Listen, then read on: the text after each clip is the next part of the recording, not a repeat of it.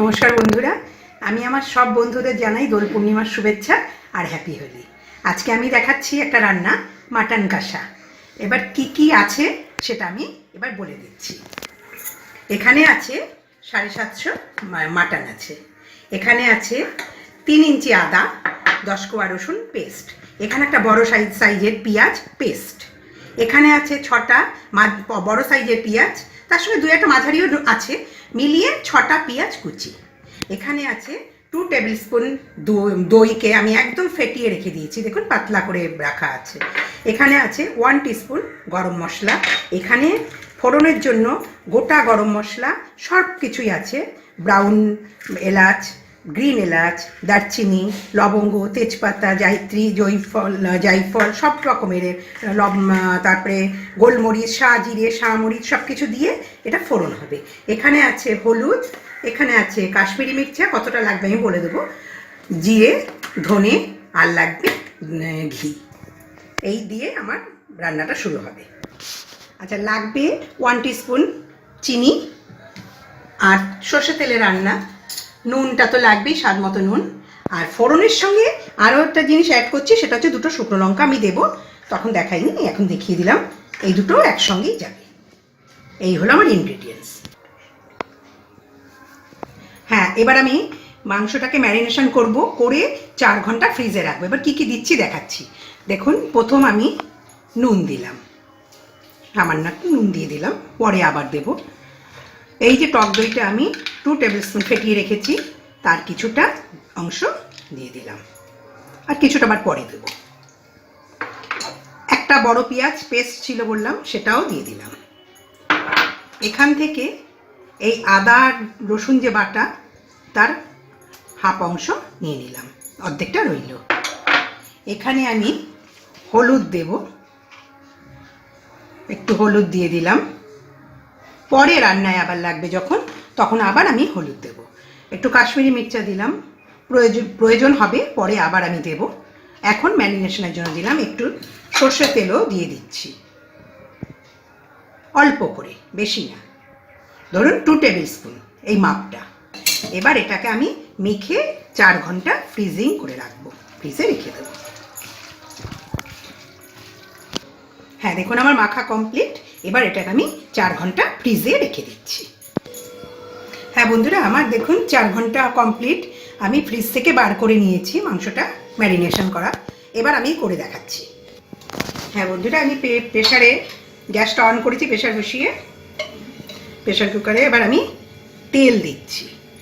তেলের মধ্যে ফোড়নগুলো ছাড়বো, তেলটা একটু গরম হোক।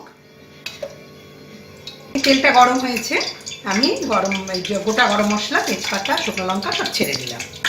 এটা একটু গরম হয়ে ভেজে উঠুক, সুন্দর একটা গন্ধ বেরোবে, তারপরে আমি দেখাচ্ছি আর কি করেছি। হ্যাঁ দেখুন, গরম মশলাটা ভাজা মতো হয়ে গেছে। আমি এবার পেঁয়াজগুলো ব্রাউন করে ভাজবো। 6টা পেঁয়াজ বড় কাটা ছিল বললাম, আগেই বলেছি, সেটাকে একটু ব্রাউন করে ভাজবো।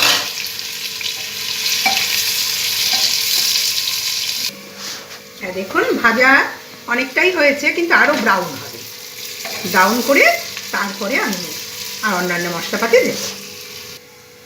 হ্যাঁ দেখুন, ব্রাউন কালার এসে গেছে, পেঁয়াজগুলো ব্রাউন করে ভাজা হয়ে গেছে। এবার আমি আদা রসুন বাটা যে ছিল হাফ পোর্শন, হাফ দিয়েছিলাম ম্যারিনেটে, হাফটা দিয়ে দিলাম।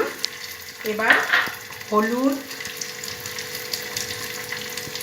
হলুদ দিলাম 1 টিস্পুন,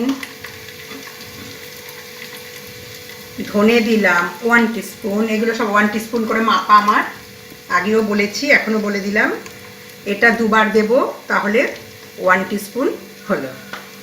কাশ্মীরি মির্চা একটু বেশি দেব, ঝাল নেই, স্বাদ আর রং হবে, তার জন্য একটু বেশি দেব। এইবার আমি মাংসটা ছাড়বো এর মধ্যে। হ্যাঁ বন্ধুরা, দেখুন যে তেলে ভেজেছিলাম সেই তেলটা শুকিয়েই গেছে, মশলা দেওয়ার সাথে সাথে টেনে নিয়েছে। আমি আরেকটু তেল দিচ্ছি, দিয়ে ম্যারিনেট করা মাটনটা আমি ছেড়ে দেব।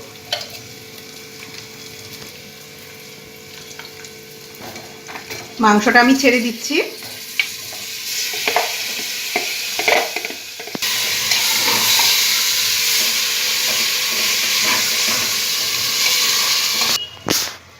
হ্যাঁ বন্ধুরা, আমি ম্যারিনেশনের সময় নুন দিয়েছিলাম, তারপরে কিন্তু আর নুন দিইনি, নিশ্চয়ই খেয়াল করেছেন। আমি আর একটু নুন দিয়ে দিলাম, নুনটা আন্দাজ মতো দেবেন। একটু চিনি দেব, 1 টিস্পুন চিনি দিয়ে দিলাম। তার সঙ্গে টক দই যে হাফ পোর্শনটা ছিল ফেটানো, সেটাও আমি এর মধ্যে দিয়ে দিচ্ছি। এবার আমি এটা দিয়ে আবার খানিকক্ষণ কষাবো, তারপরে জল দিয়ে মাংসটাকে সেদ্ধ করতে হবে। রেওয়াজি দেখেছেন নিশ্চয়ই, আমার মাটন যেটা ছিল আনা সেটা রেওয়াজি ছিল। রেওয়াজি দিয়ে করবেন, দেখবেন সর্ষের তেলটা একটু তুলনামূলক কম লাগে।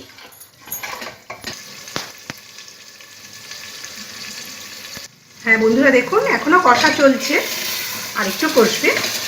কষে তারপরে আমি জল দেব, গরম মশলা দেবো। এখনও গরম মশলা দিইনি, দেখেছেন। হ্যাঁ দেখুন, আমার কষা হয়েই গেছে। গরম মশলা 1 টিস্পুন ছিল বলেছিলাম, সেটা দিয়ে দিলাম। এটা দিয়ে একটু নেড়ে তারপরে জল দিয়ে মাংসটাকে প্রেসারে আটকে দেবো, একটু সেদ্ধ হওয়ার জন্য, নরম করব। হ্যাঁ আমি দেখুন এবার একটু জল দিয়ে দিচ্ছি। পরিমাণ মতো জল দেবেন, মাংসটা যাতে সেদ্ধ হয় বুঝে, যতটা পরিমাণ মাংস সেই বুঝে জল দিয়ে এবার প্রেসারটা ঢাকা দিয়ে দেবো আমি।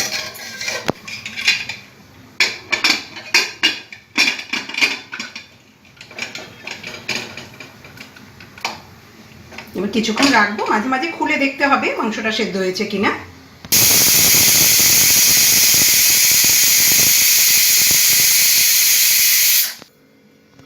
হ্যাঁ বন্ধুরা দেখুন, আমি আবার প্রেসারটা মাঝে মাঝে প্রেসার খুলে খুলে দেখবেন সেদ্ধটা হয়েছে কিনা, সেটা দেখতে লাগবে। প্রয়োজনে জল দিতে হবে কিনা সেটাও দেখবেন। আমি গ্যাসটা বন্ধ করে দিচ্ছি। হ্যাঁ, এবার প্রেসারটা আমি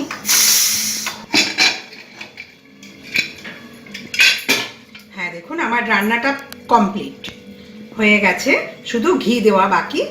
ঘিটা এবার দিয়ে দেবো, 1 টেবিল স্পুন ঘি দেব। ঘিটা আমি রেখেছি, এটা দিয়ে নেড়ে নামিয়ে দেবো। হ্যাঁ আমার কমপ্লিট রান্না, এবার আমি নামিয়ে দিচ্ছি। হ্যাঁ বন্ধুরা, আমার মাটন কষা রেডি।